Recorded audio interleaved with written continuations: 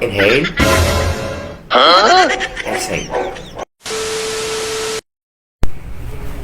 Good morning, Doc. Ay, good morning. Yes, sir. Ano po ba ang pangalan nila? Ako po, Doc, si Armando. Armando. Sir Armando, ano pong apelido? Rugas. Rugas. Apo. Armando Rugas. Apo, Doc. Pangalan pa lang, parang anak ko ng sakit nito eh. Sige, Sir Armando. Ano po bang maipaglilingkod ko, sir? Ano po ba ang nararamdaman nila? Doc, tatanong ko lang po sana, ano po ba ang sakit na makakalimutin? Sakit na makakalimutin. Sa amin, sir, meron kaming medical term yan. Ang tawag namin yan, sir, sa taong makakalimutin is baka po ikaw ay nakakaranas ng Alzheimer's disease. Pero sir, paano mo naman nasabing makakalimutin ka, naalala mo pa nga ngayon na makakalimutin ka? Doc, marami kasi nagpabarangay sa akin. Nirereklamo po nila ako na makakalimutin daw po ako. Maraming nagpapabarangay sa'yo dahil lang sa makakalimutin ka. Grabe naman sila. Hindi naman po ata yung sir makatarungan. Dahil lang makakalimutin ka, ipinabarangay ka? Oo nga, Doc Ang reklamo po nila sa akin, hindi daw po ako makaalala na magbayad sa mga utang ko sa kanila. Heck, naman tayo. Utang, usapang utang. Hindi mo maalala, sir, na magbayad ng utang. Sige nga, sir. Check natin, oh. Pa-check nga ng ano mo, sir, wallet mo.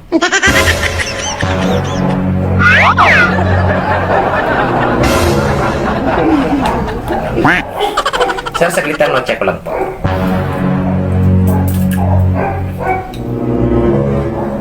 Hindi yan, sir. Wallet po, wallet. Hawakan dalawang kamay. Sige, sir. Inhale. Exhale. Inhale. Exhale.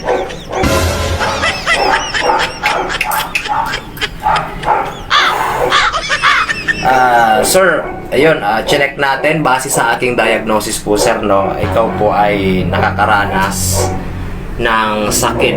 Ito pong sakit na ito ay bago sa panahon ngayon. Ito po ay malalang sakit sa kapanahonan ngayon.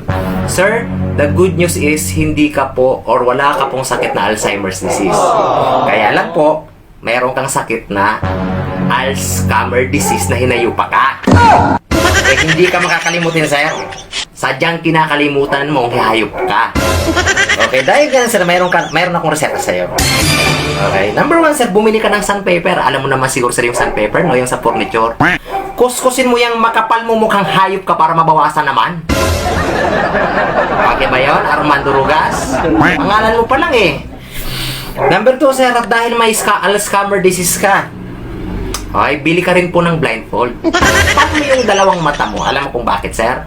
Ang taong may sakit na Alzheimer's disease, ito yung mga taong inggitero at inggitera. Alam mo yung kung ano ang nakikita nila sa kapitbahay nila? Mangungutang yan. Bibili rin makasabay lang. Alam mo, Sir Armando Rugas, mag-ingat ka sa sakit na ito. Alam mo kung bakit? Ang taong may Alzheimer's disease, ito yung mga taong feeling rich. Loan dito, loan doon, Tagalogin natin, utang dito, utang doon. Kaya nababaon sa utang. Siguro, Mr. Armando Rugas, mag-migrate ka na lang. Punta ka ng London. Total, mahilig ka naman sa loan dito, London. Okay ba yun, Mr. Armando Rugas? Layas na! Pantado to.